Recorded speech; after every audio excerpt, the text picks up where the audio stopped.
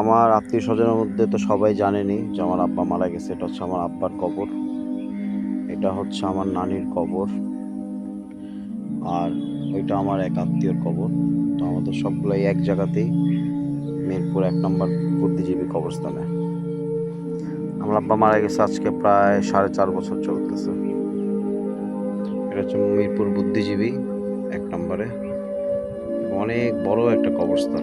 বাইরে অনেক হই হুল্লার, কিন্তু যখন আপনি কবরস্থানে আসবেন, যে কোনো কবরস্থানে দেখবেন খুব ছিমছাম, চুপচাপ, কোনো ধরনের সারা শব্দ নাই, কিচ্ছু নাই।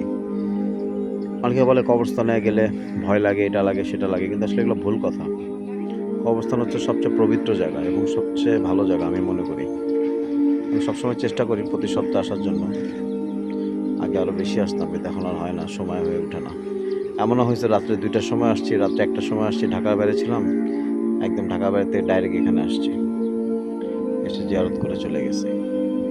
এগুলো সব কিছু আপনার নিজের উপরে, আসলে আমাদের নিজের উপরেই। এবং এটাও কিন্তু সত্য, শেষ ঠিকানা কিন্তু আমাদের এটাই। সবাই ভালো থাকবেন। আসসালামু আলাইকুম।